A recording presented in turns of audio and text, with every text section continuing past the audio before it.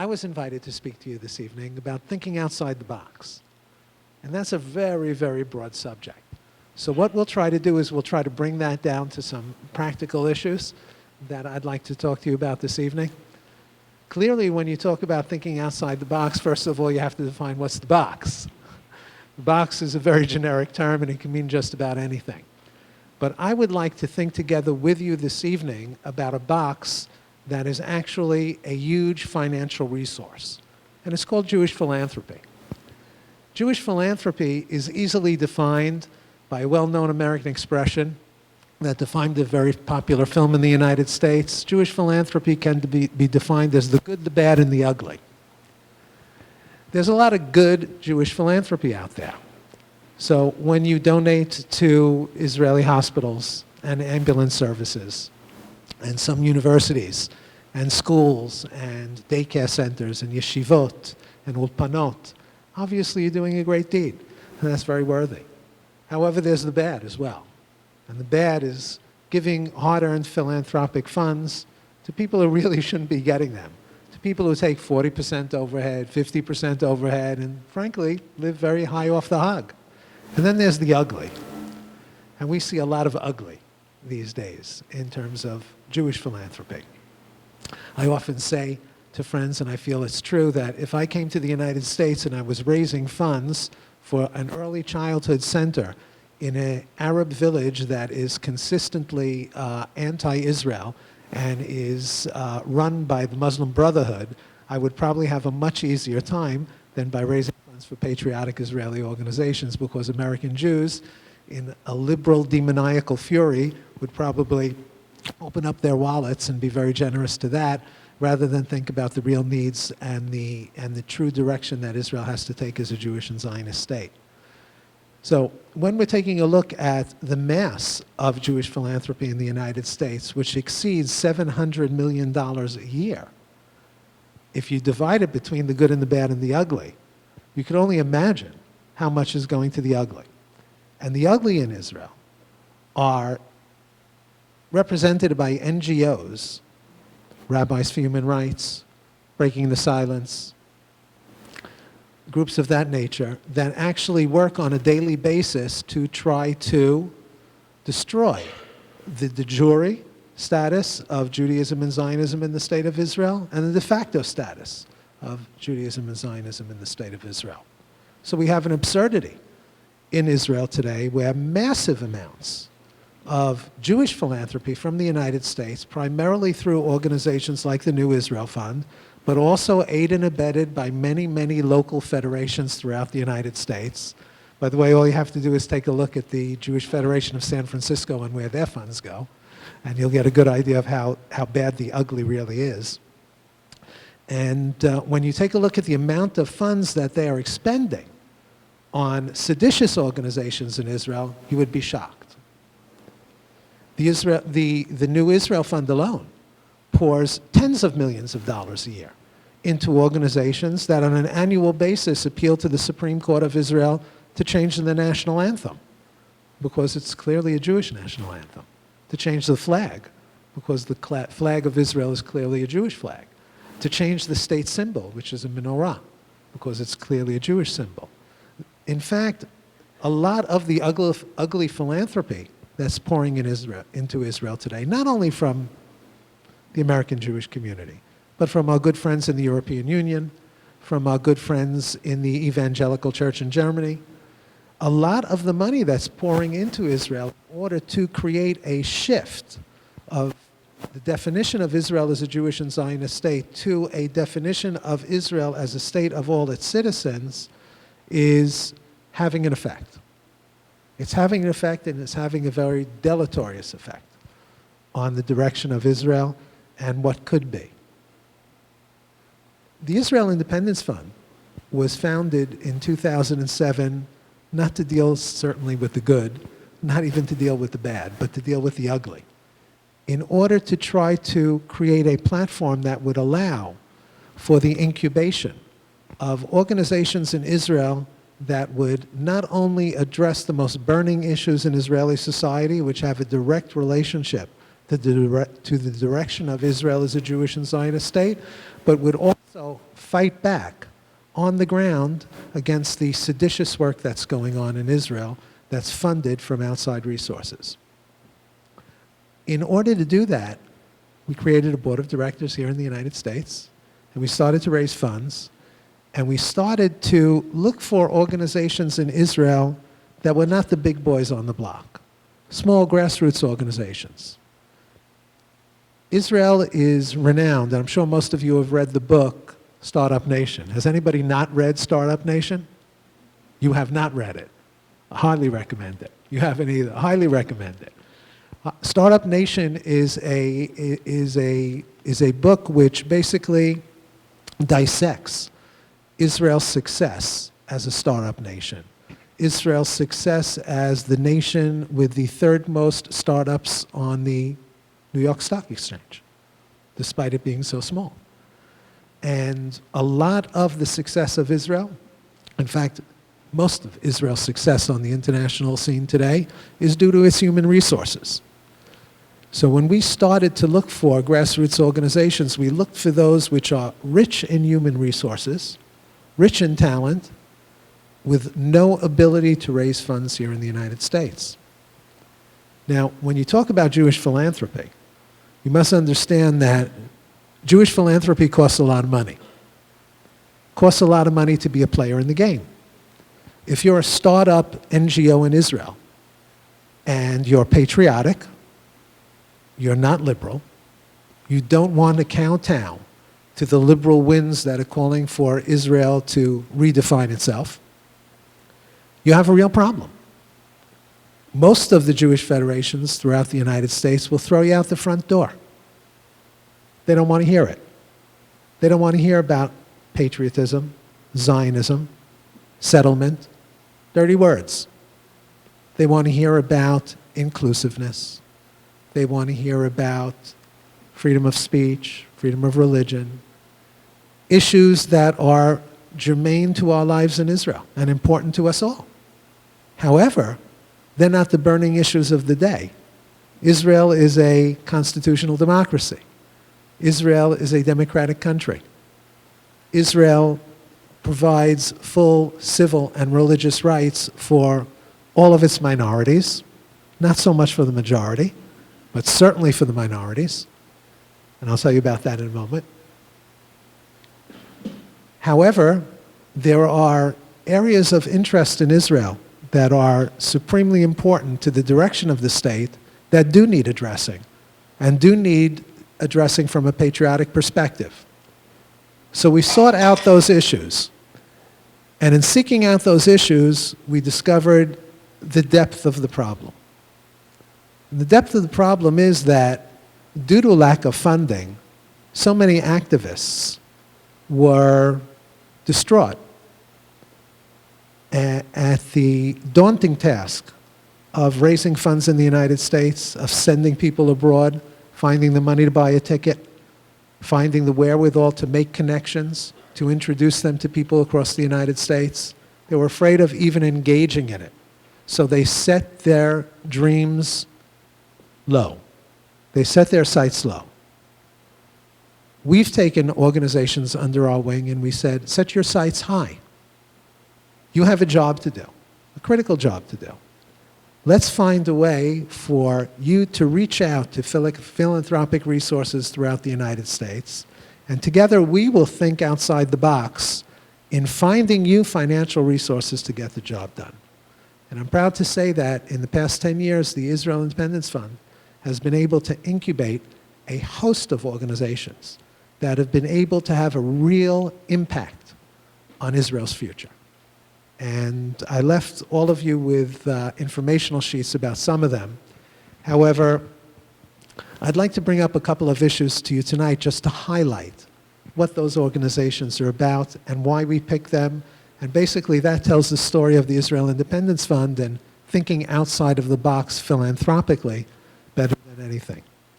Helen spoke to you a moment ago about the over 140,000 illegal migrants who have infiltrated to Israel from Africa, primarily from the Sudan and Eritrea.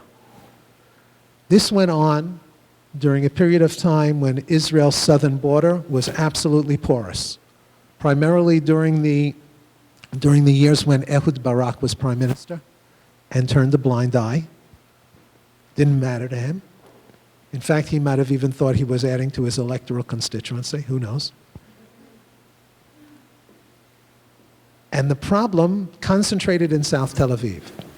As a mass of illegal migrants poured over the border in a 6-year period, the government, not knowing what to do with these migrants, literally dumped them in South Tel Aviv, turning one of Tel Aviv's most picturesque neighborhoods into a virtual hell for the Jewish residents who were living there.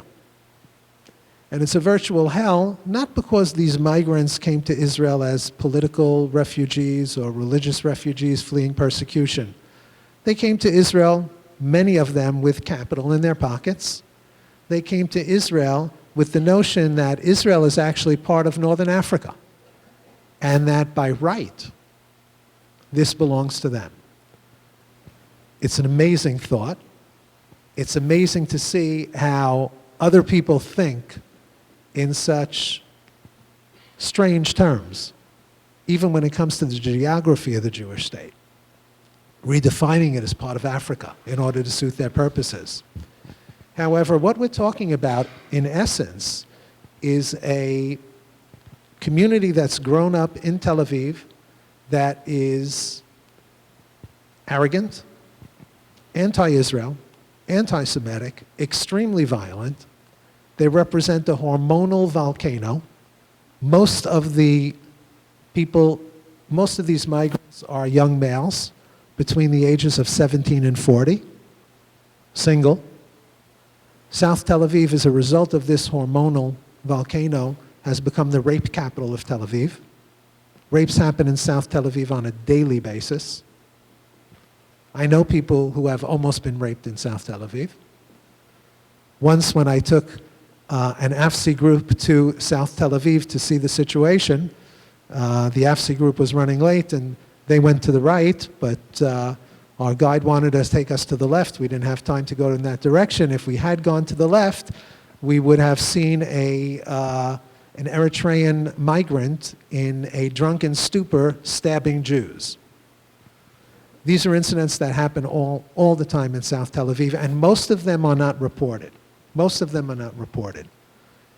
Now, Israel is now a battleground over this issue, because despite the fact that the government and Israel's extremely liberal, extremely activist Supreme Court have come to the decision that these people are really not refugees by any international standard and can in fact be repatriated to their continent, the continent they come from, the left, the extreme left, in your community, in Europe, across the United States, across the world, is now accusing us of being a racist society because we want to repatriate them to their own continent, despite the fact that they should not be in Israel for a host of reasons.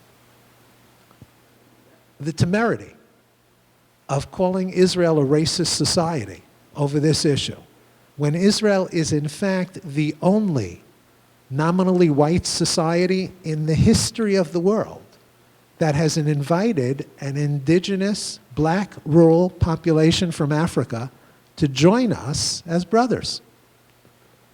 Isn't it Israel that sent Air Force planes in the middle of a civil war to repatriate African Jews to Israel? Isn't it Israel who integrated them as best it possibly could with meager resources? Isn't it Israel who sent its service people on boats and submarines to extract them when the Air Force couldn't get there? Isn't it our secret agents who met them in the desert when they were walking through Sudan to bring them home? And when they came home, didn't they get heroes' welcomes for walking through the desert? Weren't they considered real heroes of the Jewish people? To this day they are. Israel is perhaps one of the least racist societies in the world. Nonetheless, we're faced with a real threat. And the threat is that within the heart of Tel Aviv, we now have a community that is clearly anti-Israel, clearly anti-Semitic. Videos that you could see on YouTube at any time will show, if these people are interviewed, the depth of their anti-Semitic opinions. In order to address this daunting task, we looked for a possible solution, and we found it. We found it in an amazing human resource called May Golan, a young woman who was born in South Tel Aviv, grew up in South Tel Aviv, a social activist, a journalist, who knew exactly what had to be done. And what had to be done was to get public opinion on the side of sanity, to get public opinion through demonstrations, through lobbying with members of Knesset, through hard, diligent daily work of appearing in the press and giving interviews and showing the true side of what's going on in South Tel Aviv. And thank God she's done it. May Golan was supposed to be here with me in the United States at this point. However, she had to cancel because she had a meeting with the Prime Minister on February 12th. A young girl from South Tel Aviv who started with no resources 5 years ago was invited to the Prime Minister's office to discuss the repatriation to Africa of illegal African migrants. And she was invited to discuss the issue because she's become an expert on the issue. Unfortunately, the government plan for repatriation doesn't cover all the illegal migrants. It only covers young males between the ages of 17 and 40 who are unmarried and don't have children that were born in Israel. However, she's working on that as well.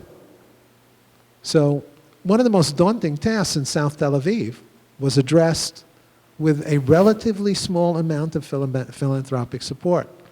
In order to galvanize this program, we've invested less than $25,000.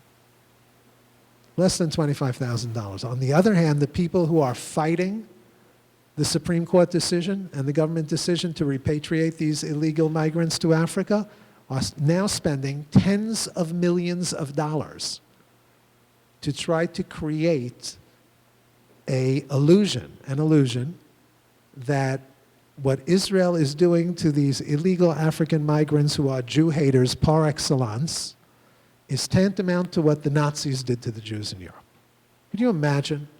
Could you imagine equating a young African migrant, a Muslim, from Eritrea in Israel, who openly says that one day this country will be his and he'll throw the Jews out, equating him with Anne Frank? Could you imagine? But it's happened. It's happened. Huge amounts of money are pouring into Israel now to paint Israel as the most racist state in the world for doing this.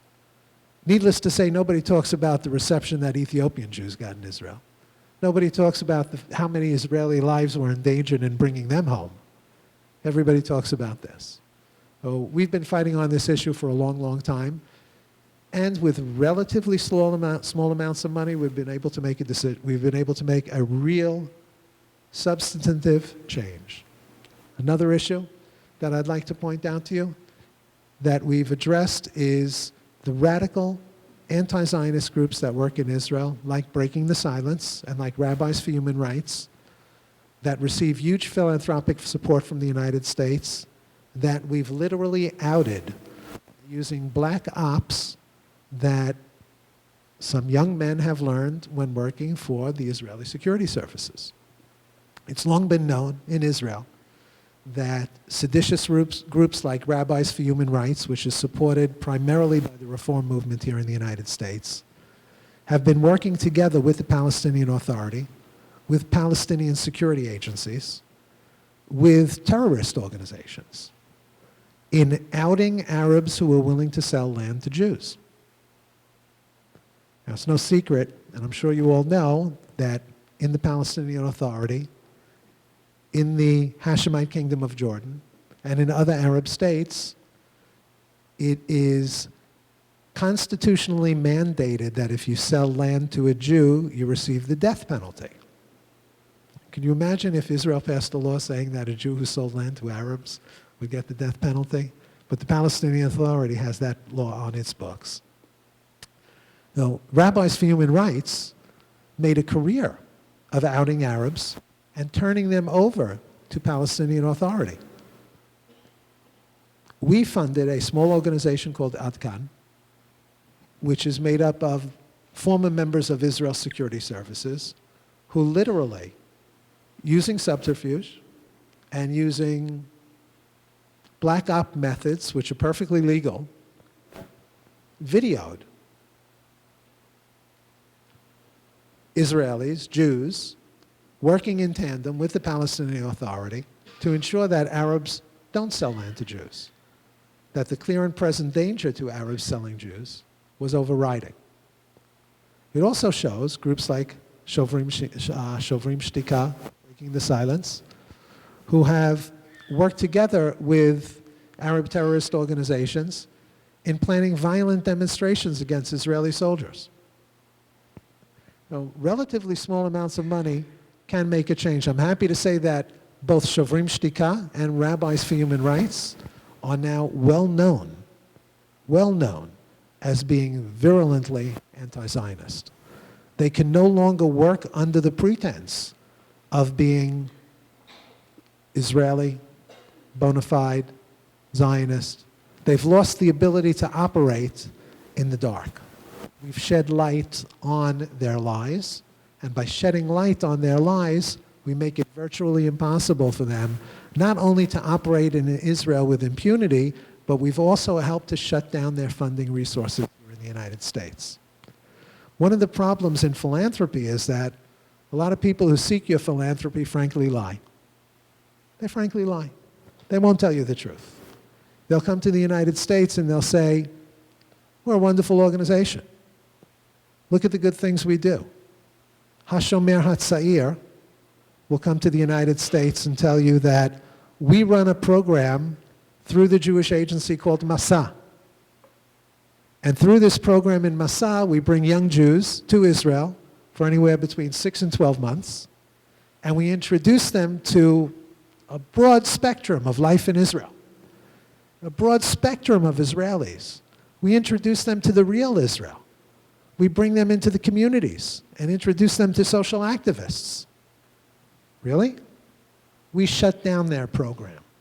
We shut down their program because the first stop they made was going to Yasser Arafat's grave and laying a wreath. The next stop they made was taking young Jewish kids to Ramallah to meet with security agents of the Palestinian Authority. After that, they took them to Birzeit University to have conversations with Palestinian students about how to break down the walls of Zionism and break down the apartheid wall. That was a program that was being funded by the Jewish agency. That was a program that people were raising funds for through Jewish federations here in the United States.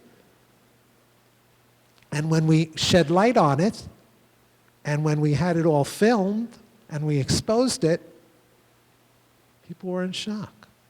Natan Sharansky said, this can't be happening. This is not happening under the watch of the Jewish agency, but it was. He shut it down. To his credit, he shut it down. But frankly, he should have known about it in the first place. So by shedding light on philanthropy, on the bad and the ugly, not on the good, together we're thinking outside the box. That in and of itself is thinking outside the box, but pinpointing small Israeli NGOs like Ad Kan, like May Golan and her organization, which is called Ha'ir Ivrit, the Hebrew City. By pinpointing organizations like that, we could get the job done, we can ensure Israel's future, and we could secure Israel's tomorrow, and we could do it today by working together, using philanthropic sources and putting them where they should be put. I often say that if the Israel Independence Fund had the resources of just one Jewish federation in the United States, we'd be able to make a significant difference immediately in what goes on in Israel and how Israel looks and how Israelis view things. Give you another short example, and then I'd like to introduce the second speaker. Previously, I said that Israel is a vibrant democracy where the rights of minorities are guaranteed, but not so much the rights of majority. And in that statement, I'm referring to the lack of Jewish civil and religious rights on the Temple Mount. How many of you have actually been up to the Temple Mount? For those of you who've gone up to the Temple Mount, haven't you felt second-class citizenship? Haven't you felt that you were profiled by the Israeli police, that you were put on a second line, and then you received special attention? And then when you walked around the mount, you were followed by Arab agents of the Hashemite kingdom, and that you were not allowed to pray, you were not allowed to move your lips, that you were limited to only 3 hours a day when you could go up to the mountain, and that's only limited to 5 days a week. There is no such thing as Jewish religious and civil rights on the Temple Mount. Most recently, we submitted 2 Supreme Court appeals to Israel's Supreme Court. One is pending, and one we lost. The one we lost on January 18th demanded that the police immediately cease and desist from the illegal profiling of Jews going up to the Temple Mount. If I go up to the Temple Mount and I take off my kippah and I look like a tourist, I'll be allowed to stay on line A. And I'll go up with the tourists and I'll be able to walk around wherever I want to walk around and nobody will bother me. If I want to go up to the Temple Mount and cover my head as a sign of respect and not wear leather shoes, I'll be put on line B. That's profiling. And the Supreme Court, not too long ago, opined that profiling of Arab citizens for security purposes at Ben Gurion Airport was not allowable. How is it that profiling of Jews going up to the Temple Mount is allowable? Well, the police had a very simple tactic on January 18th when the appeal was heard by 3 justices of Israel's Supreme Court. They lied. They actually walked in and said, there is no second line. Doesn't exist, never existed, no line. And despite the fact that we had filmed evidence and affidavits, signed affidavits, the Supreme Court decided to go with the lie, and they accepted it, which means that it was a done deal before we walked in there. Israel's activist Supreme Court has for years been trying to replace the Knesset, Israel's legislature, as the ruling body of the country. We felt it on January 18th. We'll probably feel it in our second Supreme Court appeal, which demands that the Israel Maps Authority find the lot and parcel number to the Temple Mount and register the lot and parcel number in the name of the Jewish state. We'll probably lose that one too. And we'll probably lose it because the cards are stacked against us. One of the issues that's primary in winning or losing a case is who sits on the bench. When we walked in the door, we knew that we had the 3 most radical left-leaning judges sitting on the case. How did that happen? How come we didn't get the 3 most conservative judges to sit on the bench for that case? It was predetermined. It was predetermined that we lose. How does that process take place? One of the major issues that we're facing today in terms of a real constitutional crisis in Israel is what's going on with our Supreme Court. How is it that they see themselves as the arbiter of what goes on in the country and don't understand the limits of their reach and actually try to take the rights of the legislature and use their own power to rule? It's a serious question. So without going into all the organizations that I've provided you with and listed for you, I'd like just to tell you that in the work that we do in Israel, a lot of what we do is trying to anticipate what the enemy is going to do. It's a simple military principle everybody learns in the IDF. You've got to think about what the other side's going to do. You've got to anticipate where they're going to punch. It's like a boxer in the ring. And as we're boxing in the ring philanthropically, we note where things are going. We note that George Soros, who funds Black Lives Matter, is paying them to come to Israel to try to create a wedge between Ethiopian Jews and the rest of the country. We know that there are liberal organizations here in the United States who are going to use Women for the Wall as a battering ram to try to destroy the religious consensus we have concerning holy sites, like the Western Wall, like the Tomb of the Patriarchs, like Rachel's tomb. They're going to try to break everything down. And they're going to try to create a egalitarian Israel, as they call it, that we'd find unrecognizable.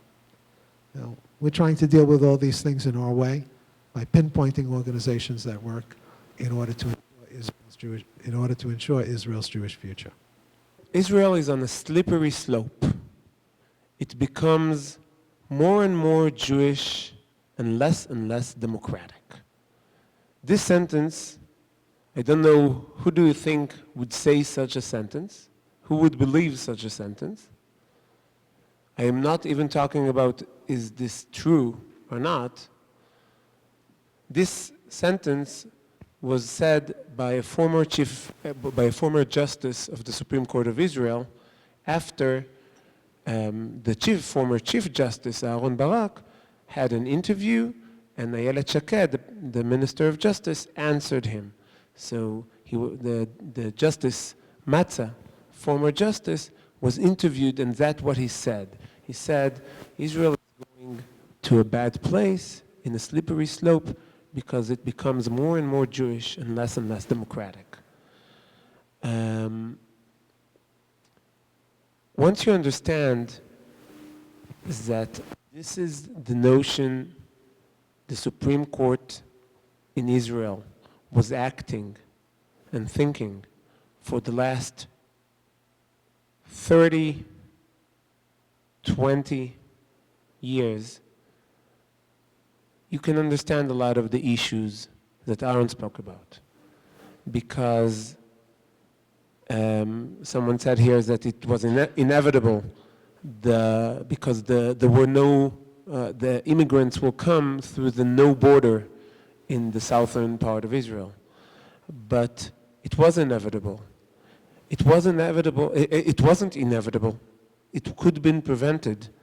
And the government of Israel had many other solutions before investing millions and millions, billions of shekels in building a wall. Our wall is shorter. But before, there was all kind of legal mechanisms to send them back, the people that come immediately, to stop them at the border, and that was very effective. But the Supreme Court canceled whatever the government tried to do for 10 years. Whatever the government tried to do, the Supreme Court canceled. The Supreme Court canceled it because it had appeals and appeals and appeals, more and more and more, funded by foreign funding, some of it by countries in the EU that doesn't want those immigrants coming to them, so they want them to stop at Israel. But the Supreme Court played a very important part in bringing those people to Israel, or not stopping them at the borders. Why? Good question. Because Israel is on a slippery slope. It's becoming more and more Jewish, and it's very, very frightening for the Supreme Court judges. I know it's a terrible thing to say, but that's what he said on the radio. It's the quote. I did not make this quote up. Because that's, now, I would say that's what he thinks, and that's what many judges, former judges, and sitting Supreme Court judges think. But what they actually think is Israel is running away from our control. That means it's becoming less democratic. That means it's becoming more Jewish. And that is very, very frightening. So you bring people that will cancel the effect of the public in Israel becoming more and more connected to his Jewish heritage. You bring people that will open churches and mosques in southern Tel Aviv. That can solve part of the problem.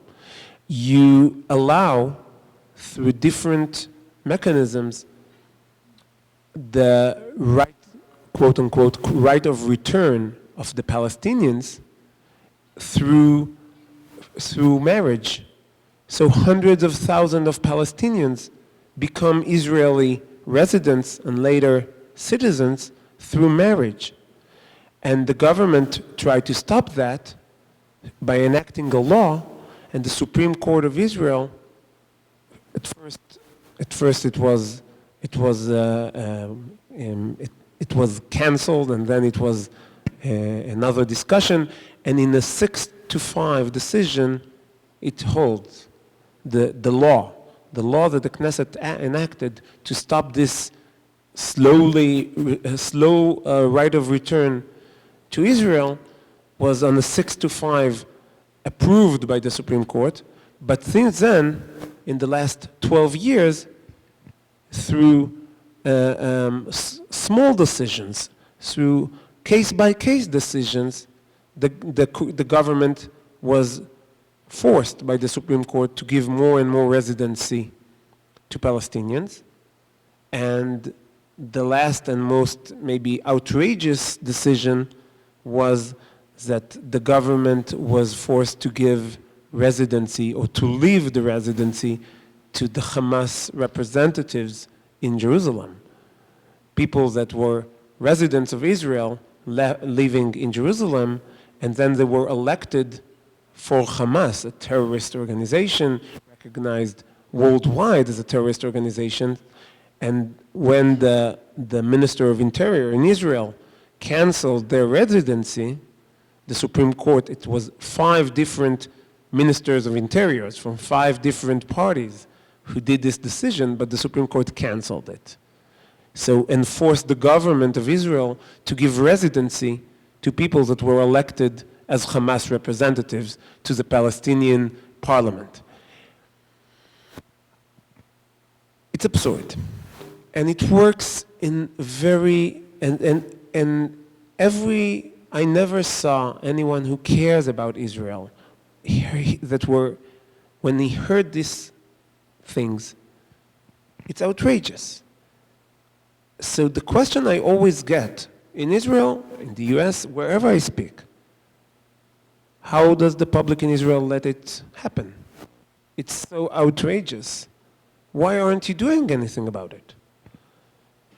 And the answer is, it is hidden in hundreds and thousands of pages of ruling of Supreme Court. And people say, oh, so some smart guy sat on that and wrote, so it's probably correct. And if it's not, why don't you change the law? So they go and complain about their elected officials, they go and complain about Netanyahu, and they go and complain about their Knesset members, and they don't understand where the power is. And in Israel, we always say Israel is the only democracy in the Middle East, but when you understand really the power structure of Israel, you understand that our closest system of government that Israel is like is the Iranian regime. Because in Iran you have unelected, self-appointed guardians of the constitutions. That's what they name. The councils of the guardians of the constitution.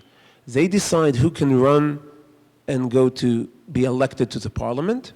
They decide what law is unconstitutional and does not go by the country's core values. And they also decide what are those core values, and they have the monopoly to decide what are those core values. I was speaking about Iran. The Supreme Court of Israel is exactly this, holds today the same powers. For what works for our benefit is with some of in the last 3 years, after Meshilut and other organizations spoke about those issues and explained how important the appointment of judges to the Supreme Court, how important it is, Ayelet Shaked, the Justice Minister, appointed 4 better. Some of them good, some of them are better than the other alternatives judges to the Supreme Court, and later this month supposed to be 2 more, and that changes a little bit, but it's too little and too late. And I don't think we have the time to wait until all the judges will be replaced in the Supreme Court.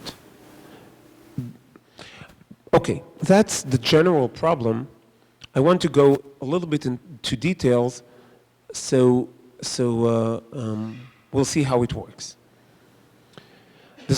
The Supreme Court of the United States has 9 judges. The judges are elected by the president and confirmed by the parliament, and also all those 9 judges sits in all the cases that come to the Supreme Court. The Supreme Court of the U.S. deals with about 80 to 100 cases a year. That's the average. The Supreme Court of Israel has 15 judges. Not all of them sits in all the cases. That Aharon spoke, that the panel, the 3 judges that will hear the case, is being determined. If it will be interesting for you, I will explain later. That's our next project, to show, and research that we've done, how corrupt is the system of setting the panels is. But that's beside the point. But 3 judges sit in a High Court of Justice cases, which means the cases that the Supreme Court deals directly with decision of the government. And those 15 judges are elected by a committee of 9. In the committee of 9, the public, the elected officials, are 4. So the public is a minority in the committee that appoint the judges. And that's, in the best case scenario, which happens today, the public has, the coalition, the majority of Israel, has 4 out of 9. Which means that the judges, 3 Supreme Court judges, and the bar, two members, has basically the power to appoint whoever they want to lower courts. What saves us is to appoint to the Supreme Court, you need to have 7 out of 9, which means the judges have veto and the politicians have veto.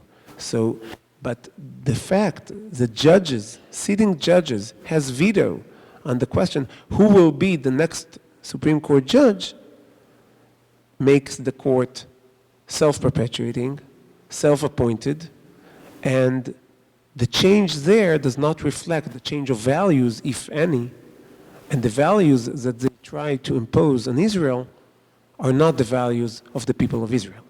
Israel is the only country in the world that the Supreme Court sits as a first instance and doesn't have a demand for standing. It takes cases when the people have no legal standing, when they have no interest. You don't have to show that you have an interest, personal interest, in the case. So that way, people appealed to the Supreme Court on the gas deal. On the gas they found in the Mediterranean, people appealed, oh, you don't charge the right number. So that made Israel energy dependent on one source for many, many years because it was delayed by the Supreme Court. That the way people appealed against don't send back illegal infiltrators.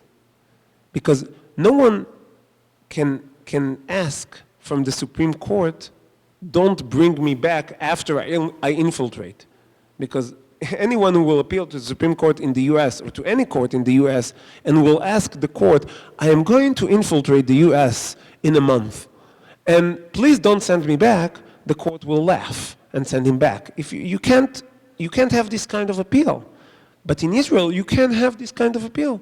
I want you to stop the government from sending back illegal infiltrators even before they enter the country. So it makes no sense. It really makes no sense. And so what we do at Meshilut, we try to explain to the public in Israel that it doesn't make any sense. Okay, so I hope I made you a little bit upset. I hope. That was the purpose. Now I will try to give you a little bit of hope. So the problems, as we said, is the court is hyper activist. It's not over activist, it's hyper activist. And at the is self-perpetuating and self-appointed, and the judges' values are not as the values of the majority in Israel, and they look at the majority of Israel and think to themselves, oh boy, Israel is becoming more and more Jewish and less democratic, whatever democratic means. I know if the majority become more and more Jewish, okay, so be it, that's democracy. But for them, no. So, and they are afraid, and they are frightened, and they react, and they cancel Knesset laws that they don't like. So that's the depressing kind of part. So I'm going forward. And we offer legislator, we offer the public in Israel, we offer Ayelet Shaked, the justice minister, we offer hope and solutions. That's what we try to do, to build through research, through the public awareness, and through the policymakers to show that there are solutions. So one solution that we offer, and I really hope it will be, I don't know if it will be in this government or next government, and I promised Aharon that I will talk a little bit about the issue with Netanyahu's accusations that he got from the police, and this effect, so I'll go to that immediately. But I hope it will be, it's already in the Knesset, already many Knesset members voted and proposed this bill. I don't know if it will make all the way into law, this Knesset and this government, but we started 5 years ago, we have a little bit of patience, is issuing the legal standing. Israel, as I said, is the only country in the world that does not have legal standing. You don't need to have legal standing to get to the Supreme Court. To issue it through legislation. That's one solution. Already our bill in the Knesset, the Likud is signed on it, the Beit Yehudi signed on it, almost all parties of coalition and some of the people of the opposition agree that that's a good idea. Another is to change the system the judges are being appointed. Ayelet Shaked does tremendous work, working the flawed system and getting the most she can from this flawed system, and she does wonders. But you need to change the system. You can't count on that we'll have Ayelet Shaked and her staff and her advisors for forever. You need to change the system in order to get good outcome. We have few ideas on that and few legislation for Knesset members that were happy to push forward this kind of legislation. Another is by having a clear law saying that the court cannot cancel Knesset laws. That's the fact that the court cancel Knesset laws, and not based on procedure or even not about human rights issues, because again, many Knesset laws were canceled where no human rights were on the table. Were just canceled because the Supreme Court did not like the law. When you don't have standing, it usually means you don't have human rights that's being hurt. Usually, that's the case. And the court canceled Knesset laws or ignored Knesset laws even against human rights. So it's to make a clear statement and change the law that the court will not be able to change and cancel Knesset laws will bring a solution. Ayelet Shaked has an offer on that, and also the Likud pushes another offer, and we are trying to to be, because we're trying to be not partisan and not highly political, we are able to advise to many initiatives. Everyone who have an initiative on limiting the extreme powers that the Supreme Court of Israel has, we help them. And we get them to the right ideas, and we see the progress. I will go a little bit to the issue of Netanyahu's investigations, because I heard that it's interesting, and it is interesting. You can doesn't matter what you think about Netanyahu, what he did or what he didn't do. It's interesting what's the effect. So I will start with that. The basic effect was that the Tel Aviv stock exchange went up today. So apparently the investors are not so much worried. But the investigation by the police of a prime minister, and I can talk about what are the accusations and stuff like that. I don't think that's but the fact that the police are giving, basically it's a publicity stunt, because the police has no power to indict the prime minister. The police should collect the information, transfer it to the Attorney General, and the Attorney General can decide if to indict or not. The fact that the police manages this investigation in the media, and for 2 years already, it's a big threat on Israel democracy. Because you let the police, and it's not like here that the Senate or the House appoints a special prosecutor or a special investigator, and that is appointed ad hoc to check one thing. The police checks more and more and more and more and more. Most of them gets nothing, and then it makes the atmosphere change. Even that, despite the fact that Netanyahu was not being indicted yet in anything, people already talk about his guilt. So we decide first if someone is guilty, and then we decide if to indict him. I don't think that's the right order of things. But it's interesting to see that in this interview I told you about, the interview of Aharon Barak, when he was interviewed in Yediot Achronot 2 weeks ago, he said, if and when Mandelblit, the Attorney General, will decide to indict Netanyahu, he will also decide if Netanyahu should quit because he indicted him, and if his decision won't satisfy someone, the final decision will be in the Supreme Court. That's what Aharon Barak said. The only problem with that is that there is in Israel a basic law that says exactly the opposite. And you would think that Aharon Barak, who was the Chief Justice, would give any account to what the law says. The law says that a prime minister ceases to be prime minister when he's exhausted all the appeals on his final verdict. If the court decided that he's guilty in a very in specific in what was the term you told me because I don't think you have it in the U.S. but what the moral turpitude.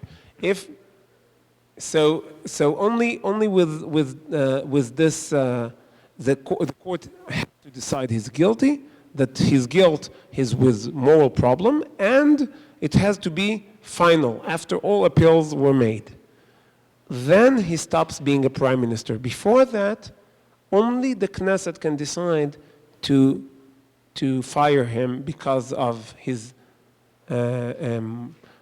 immoral or whatever, but the Knesset can fire him anyway. If you have 61 members of Knesset who doesn't want the prime minister to be prime minister, he won't be prime minister, doesn't matter the reason. So basically the law says only final verdict, that it's not impeachment even, the final verdict basically by the Supreme Court, but final verdict of his guilt. And the Supreme Court already, the former Chief Justice already announced that he's going to ignore the law. So that's kind of the problem, and that's the problem that I'm speaking about, the problem that unelected officials in Israel, Supreme Court, Attorney General, the police chief of staff, think that the government needs to work, the elected officials in the government need to work for them, not the other way around. And this problem is across the board. One of the issues that Netanyahu is being accused of, that he gave the guy who gave him present, he gave him something. And why does the police think he gave them something? Because he wanted to push forward the legislation that the professionals in the Ministry of, in the Treasury did not like.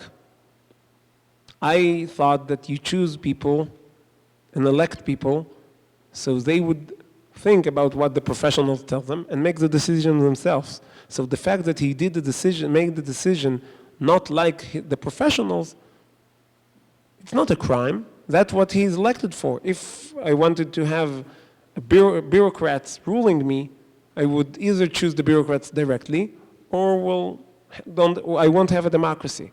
So the idea is that the systems, the unelected system of Israel, are fighting hard anyone who tries to stop them from ruling Israel. Either it can be the Supreme Court, it can be the Attorney General office, it can be the police, it can be the media, it can be the academia. And this battle is hard. We need many fights. Aharon, the list of the organizations that Aharon gave you, each organization fight this battle in the specific area, but all of them together can work and change and bring Israel really to be on the slippery slope upward, more and more Jewish and more democratic.